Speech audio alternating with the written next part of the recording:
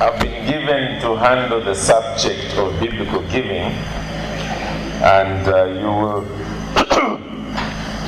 understand when I say that money matters are always sensitive, and I can understand why the topic has been given to me, because if I mess things up, I'll be in an aeroplane very soon and gone.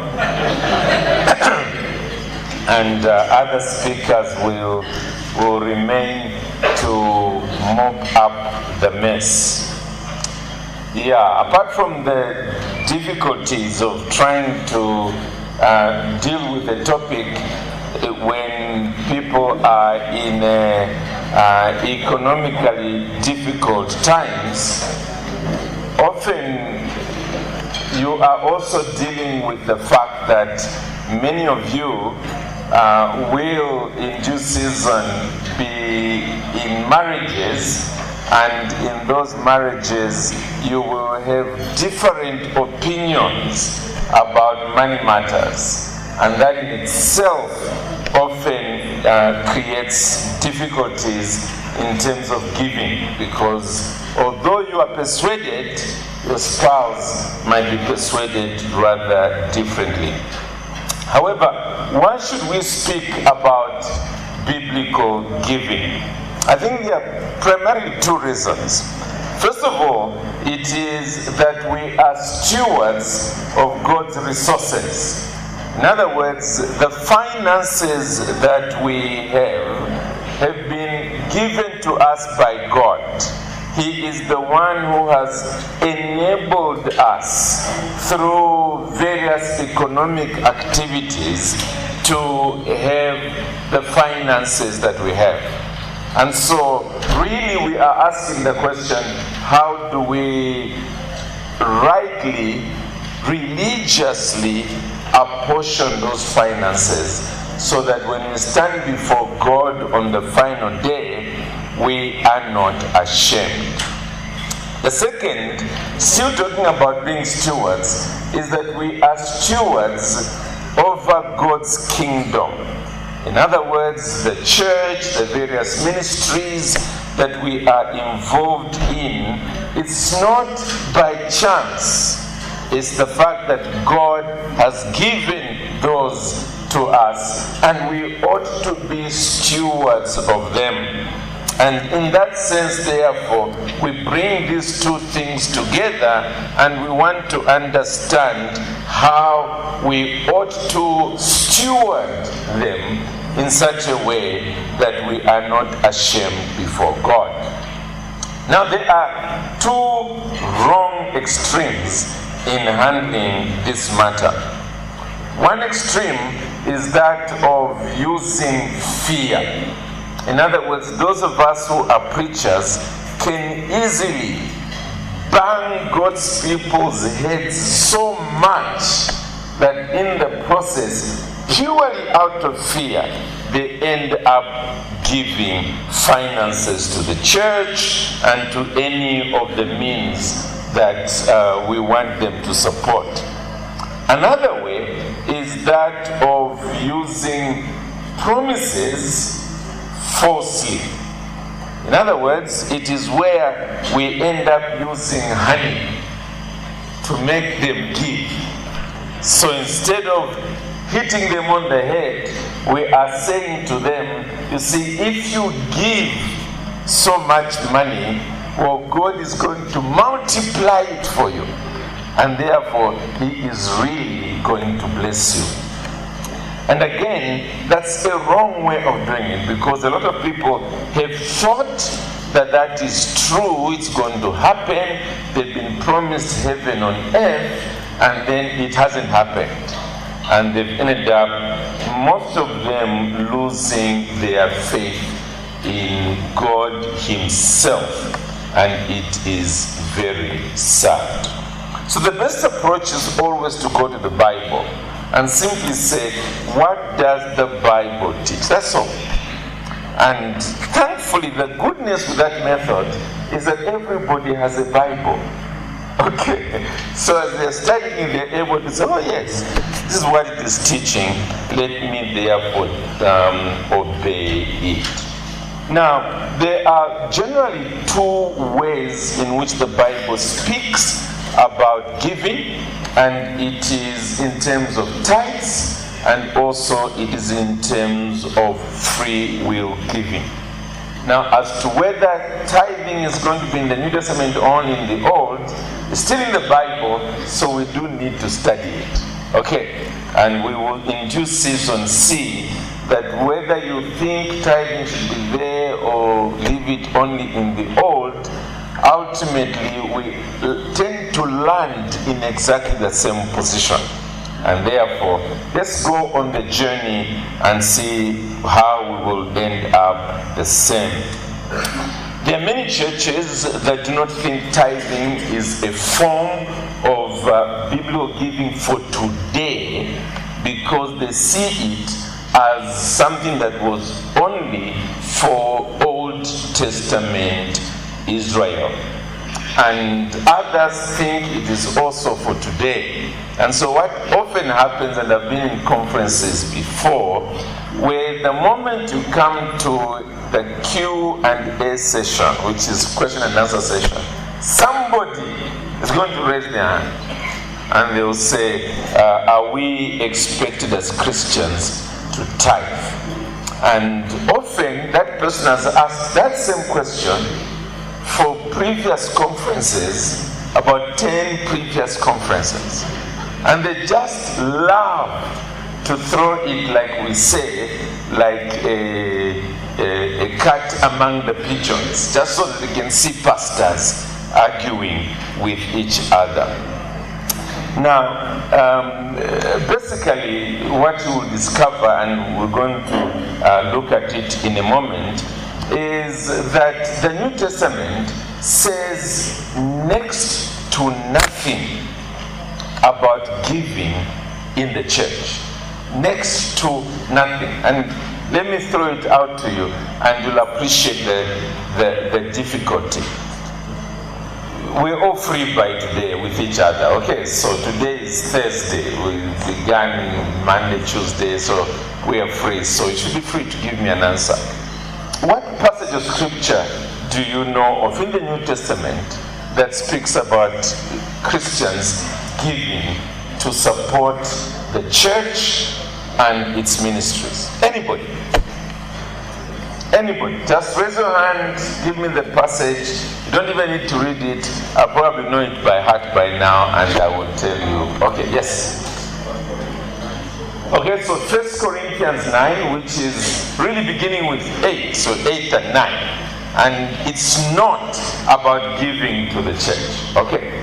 It's about supporting a need that was very, very far away in Judea. There was famine, and so the Corinthian church was basically being told, let's raise money to help over there. It had nothing to do with supporting the church itself in Corinth. Any other? Yes? Sorry, 9:14 Paul says, don't proclaim the gospel outright. Okay, yes, I will definitely come to that. Any other? Yes?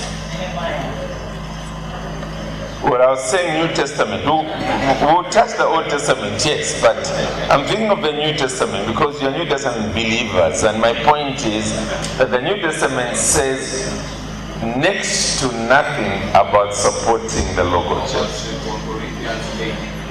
2 Corinthians, that's more or less the same one you talked about. Okay, so 2 Corinthians 8 is basically the same, yes? Which one? Luke 16. Luke 16. What is Luke 16 saying?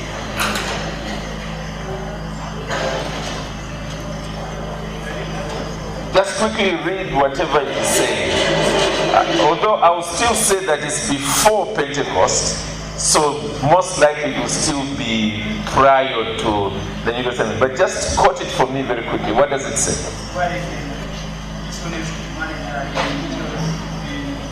Okay, Okay, again, it's not talking about giving to the church. Okay, remember, it's the dishonest manager, it's a parable and so on. Okay, yes. Acts, Acts chapter, Acts 5. What does it say? Okay, yeah, it speaks about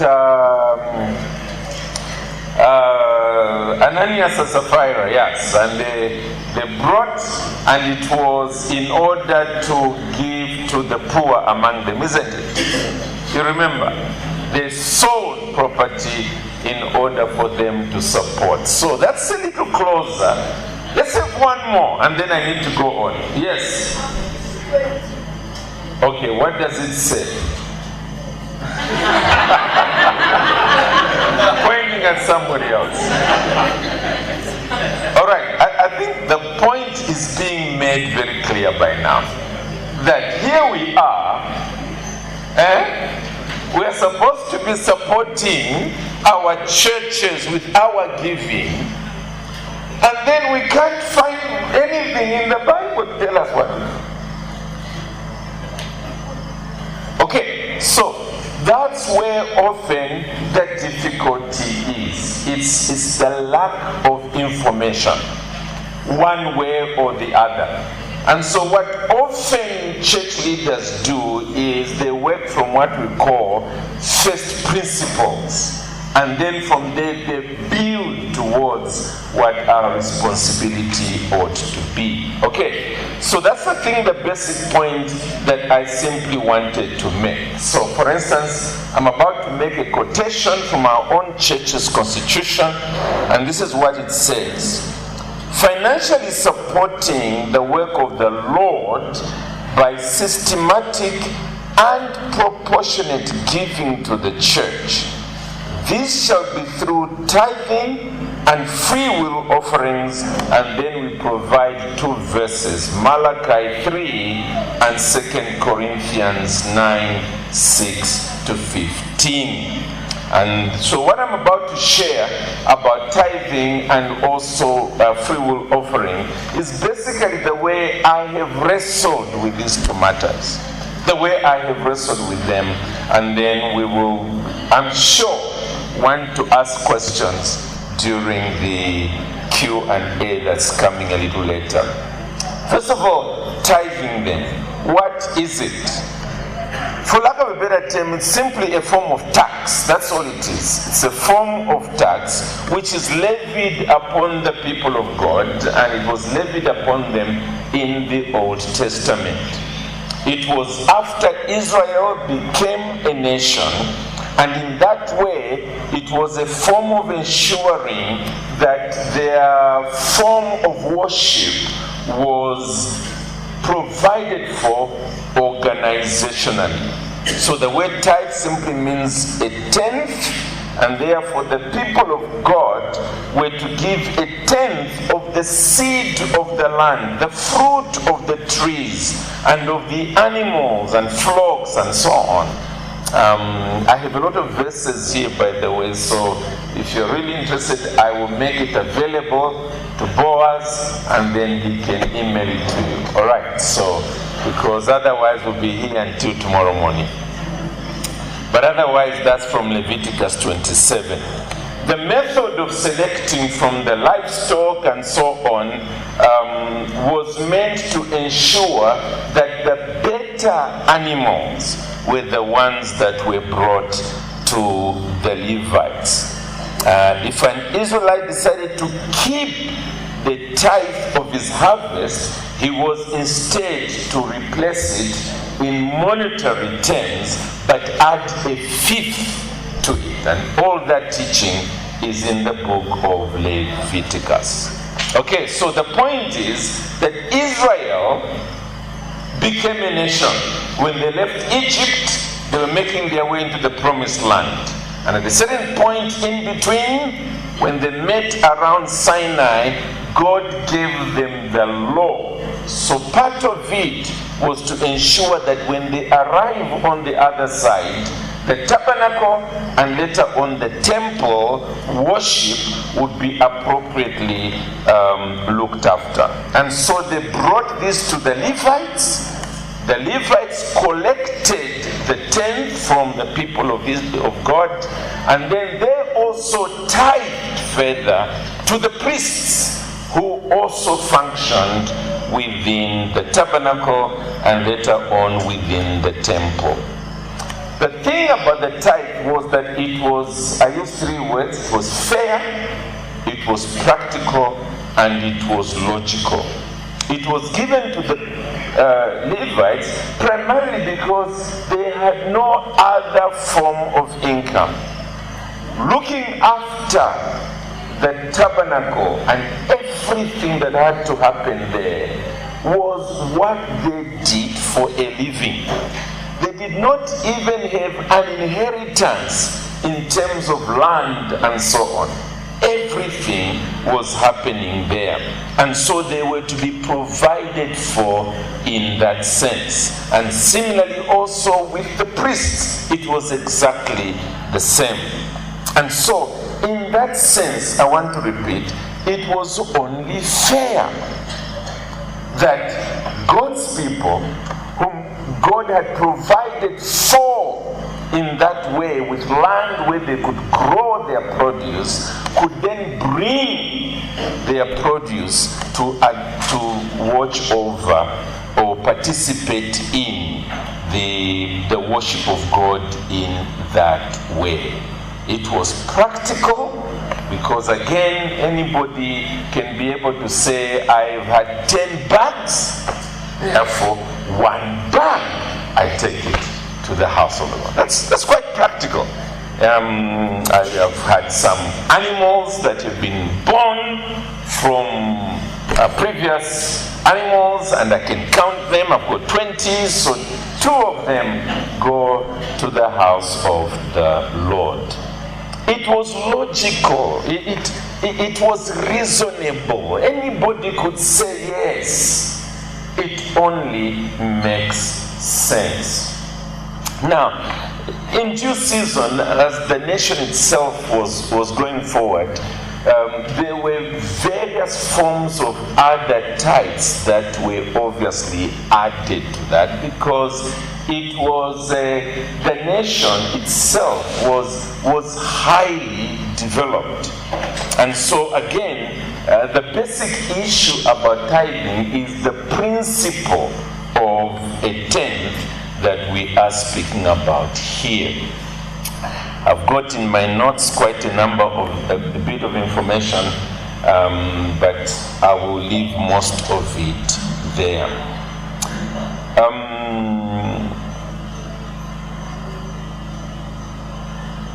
Here's what somebody says about the same matter.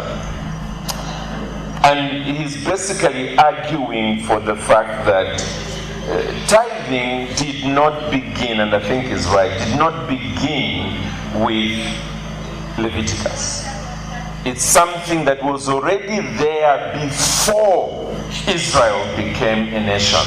And therefore, it was a system that they would have been aware of that was now adopted for the nation of Israel.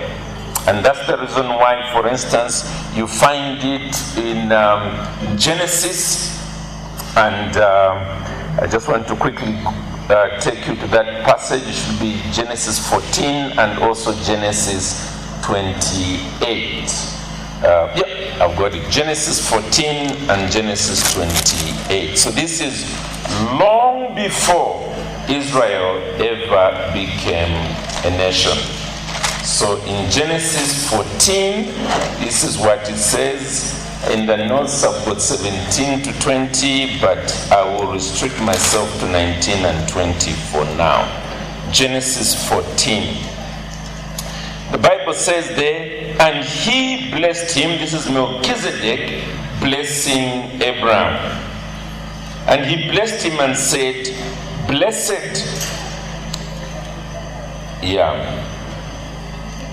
be Abraham by God Most High, possessor of heaven and earth, and blessed be God Most High, who has delivered your enemies into your hands. And here it is. And Abraham gave him a tenth of everything.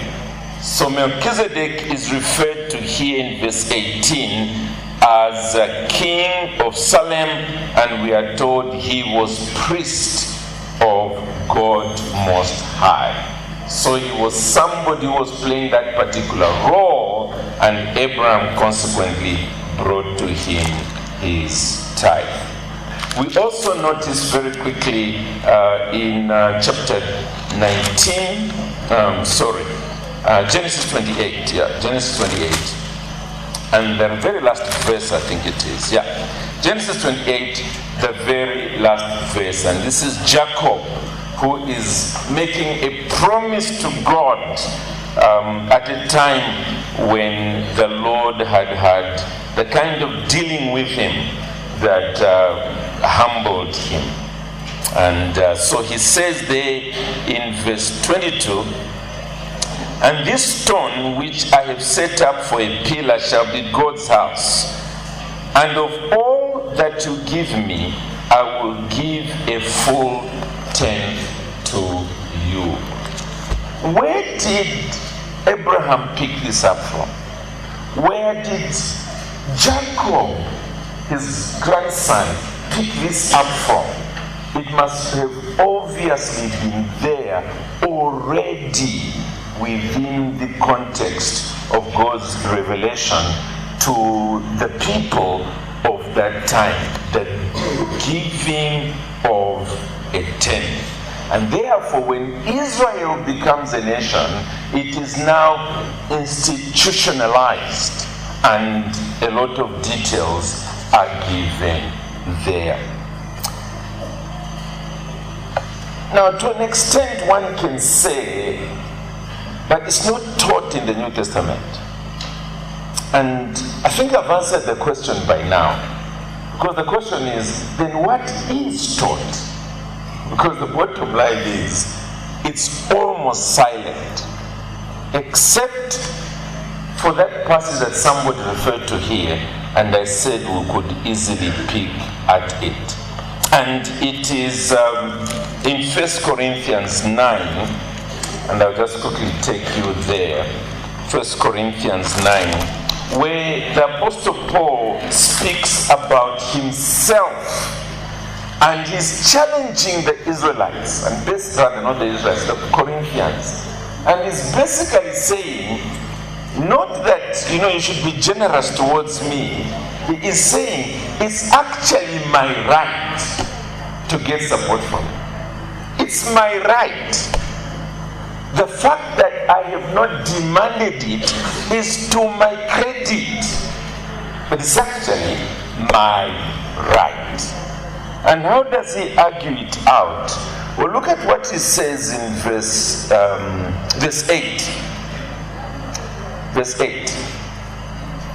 He says, do I say these things on human authority? Does not the law say the same? For it is written in the law of Moses, you shall not muzzle an ox when it treads out the grain. Now what is interesting here is that Paul is quoting what? The Old Testament.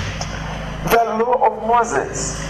The very one we are saying, no, leave all that behind. We've got nothing to do with it now. We are New Testament believers.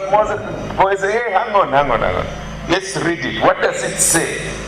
On the authority of the law of Moses, this is what it says. And then it says, is it for oxen that God is concerned?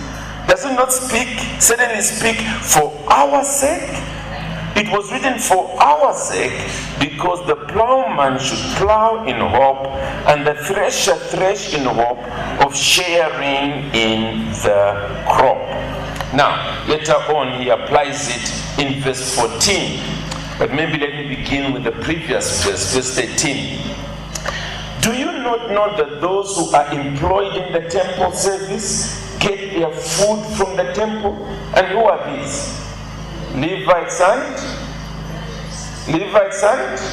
Those are the ones he's talking about. And he's saying, don't you know that they actually get what they need from the temple?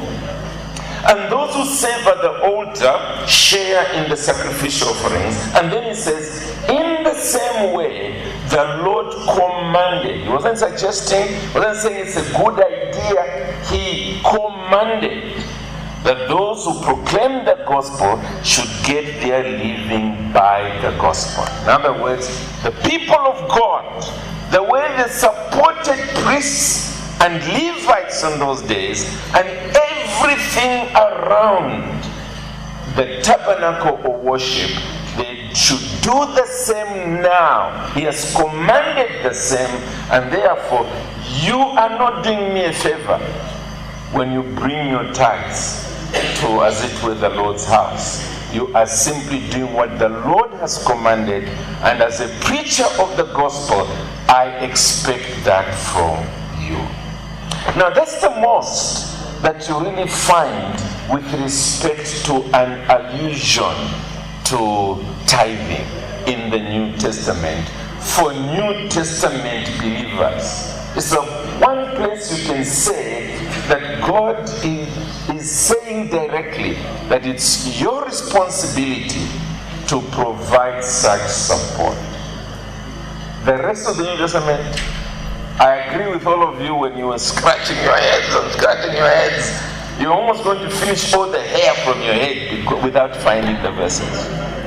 Okay, but that's only one side, and we can have a lot more information on the notes here. The other is the free will offering. Free will offering. And there are a number of passages there. In fact, the ones you were now popping up all over the place. 2 Corinthians 8 and 9, 1 Corinthians 16, and so on. All those are in that category.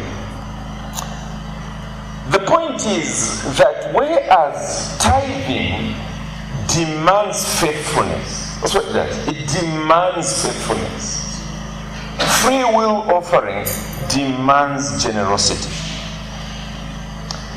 I'm quoting two individuals here from a book written by a brother who went to glory recently, well, no longer recent, John Blanchard, but he basically was quoting a number of other preachers or teachers. One of them, he spoke about, let me just read what it is here. Many teachers of the past and present have recognized that tithing is a basic minimum. You are simply giving back to God that which, if you did not, you would be stealing from Him.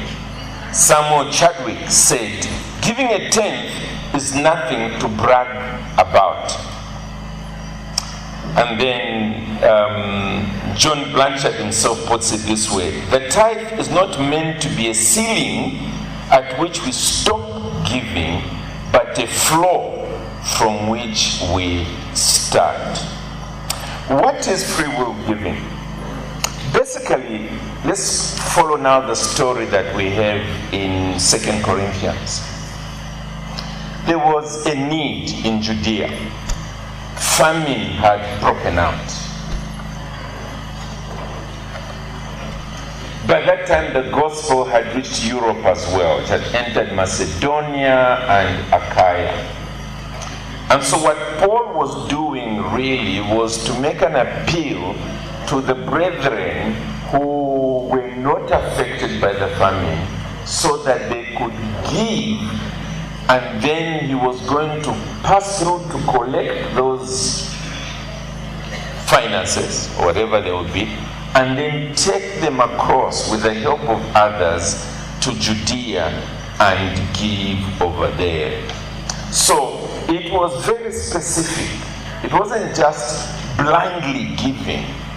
There was a need, and the brethren therefore proceeded to give.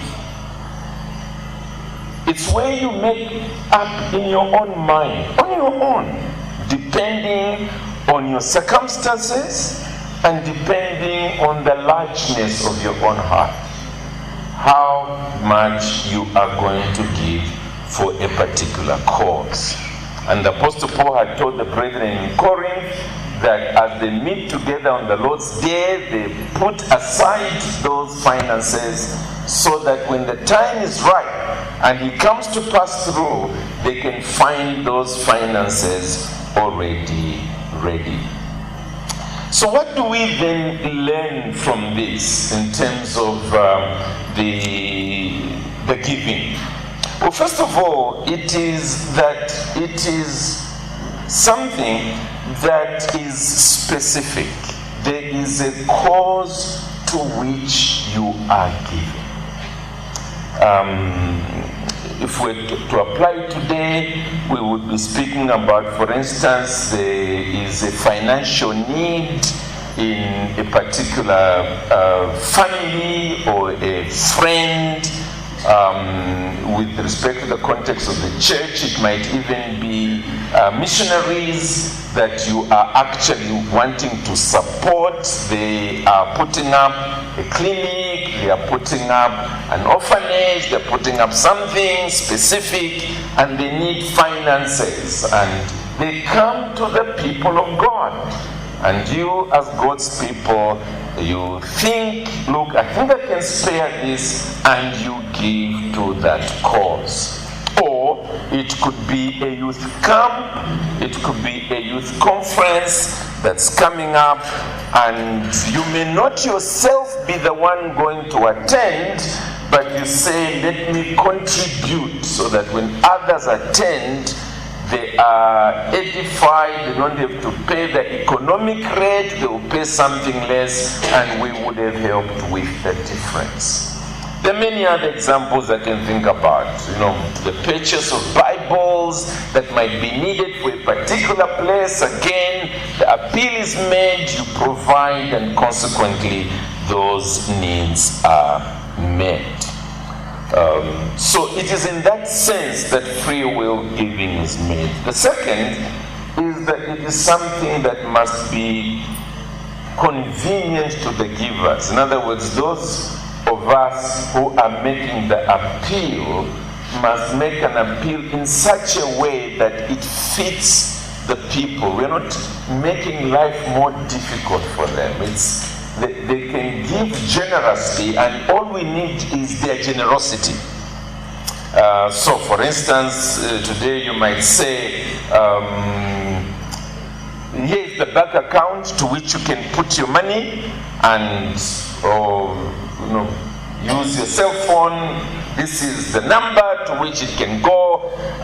This is the person that will be collecting it, and they'll be sitting at the back there, and they have a receipt book or whatever else it might be. So you go there and you give. It must be convenient to them.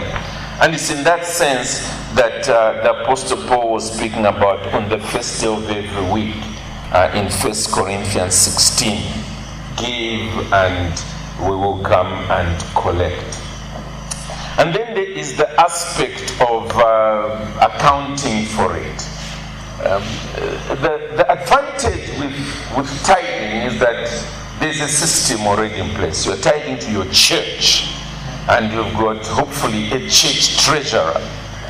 You've got deacons that manage those finances, hopefully, and give a proper account. Often, as God's people, where we are unfair to givers is in everywhere else. We make an appeal, and individuals are just collecting money. They're just collecting money. There is no accountability structure, and that doesn't encourage the people of God to give.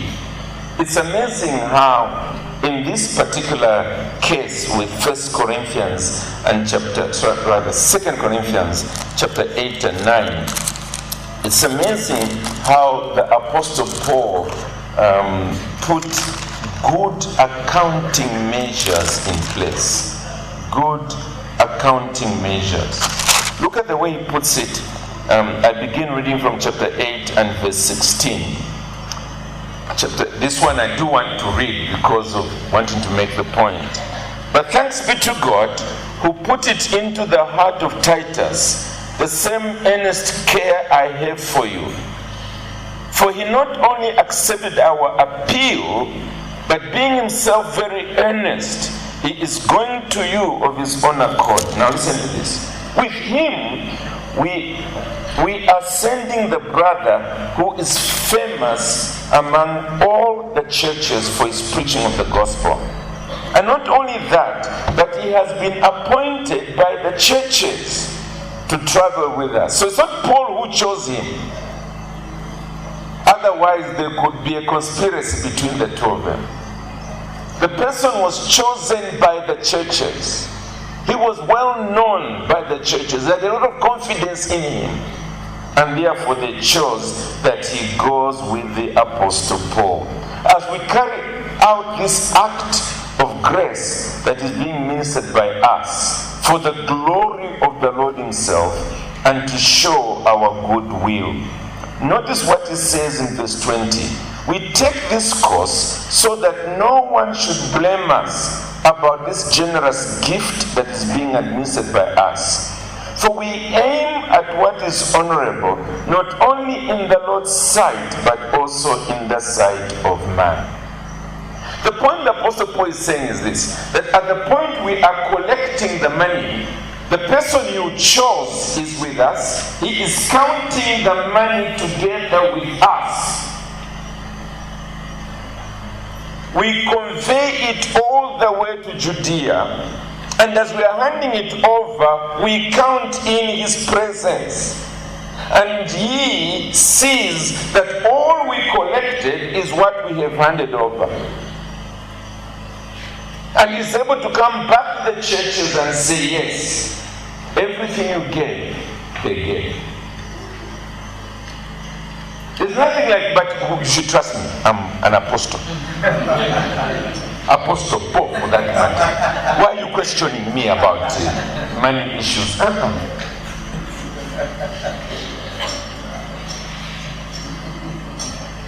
And that's where God's people often can go wrong. We don't demand an accounting. And in the end, we're the very ones who begin to suspect when that person who's been collecting now has a new car. Exactly. But that's saying, no, that's our money. That's our money. And it completely spoils Christian fellowship. It's important for us in our giving to ensure that there is accountability. Let me quickly put all this together as we wrap up, and then if you've got questions, you can add them to the Q&A. First of all, still keeping to this aspect of whether it's tithing or free will offering, it must be done out of personal conviction as you're walking with the Lord. In other words, it's not because you're being hit on the head.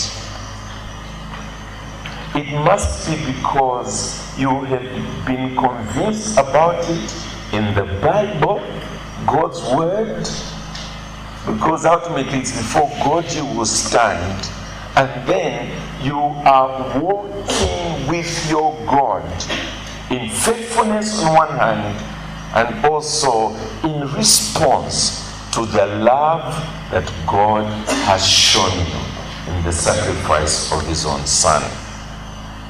Therefore, avoid a situation where it is a guilt trap that you are responding to. A guilt trap. A story is told, and I have it in my notes here, of a 18th century preacher called George Whitefield, who, as he was preaching both in England and America, he used to raise money for the many orphans that he was keeping in a number of orphanages.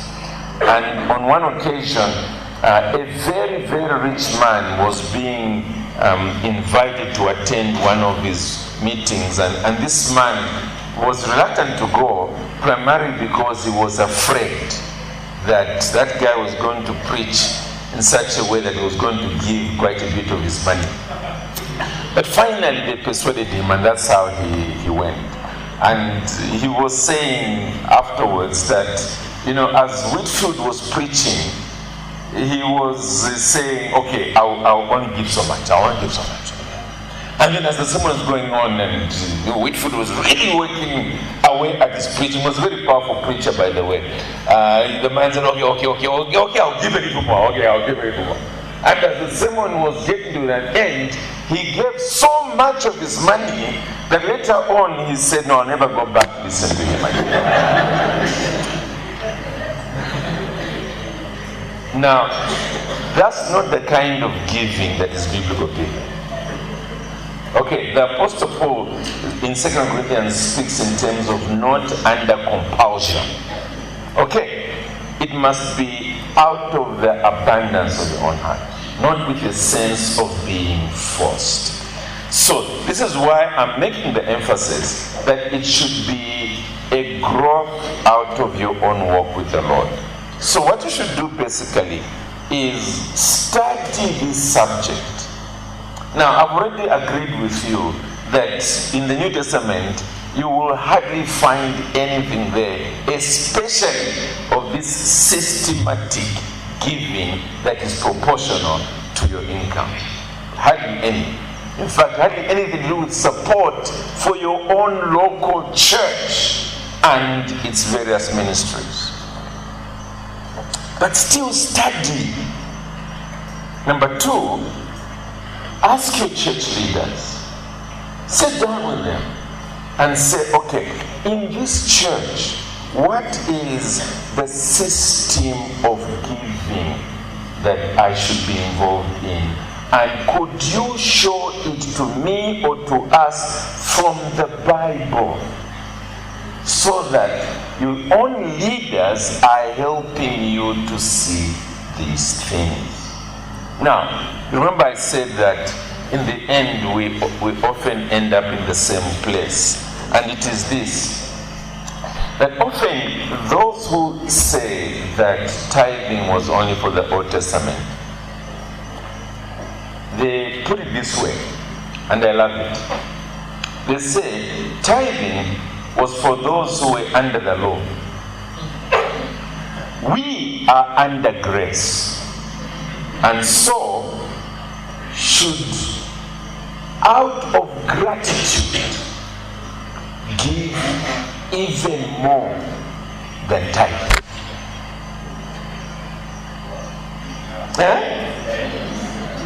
You hear that? That's what they say. Because if the one who's under the law doesn't know anything about God coming down to take my place, to suffer for my sins, that cruel death on the cross, and finally giving his spirit to give me what the Bible refers to as the unsearchable riches of Christ, blessing us with all the spiritual blessing in the heavenlies in Christ Jesus. They don't know that, and they give so much. Isn't it a shame for me to be giving less? Surely I should be giving more, isn't it? Well, then it adds to the same. Because then you are giving your time an extra.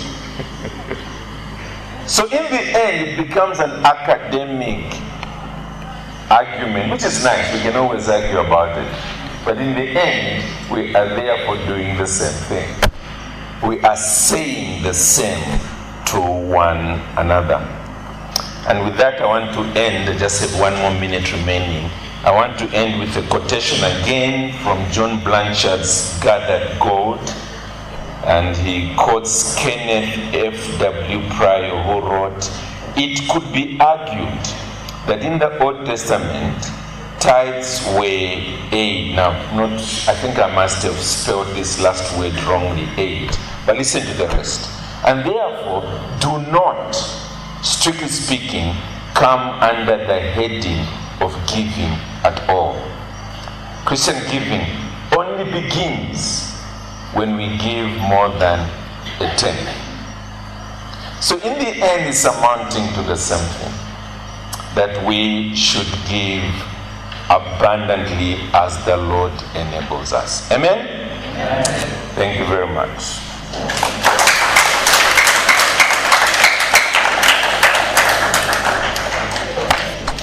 People don't normally clap when I speak about giving. I'm very impressed with the spirituality in Uganda.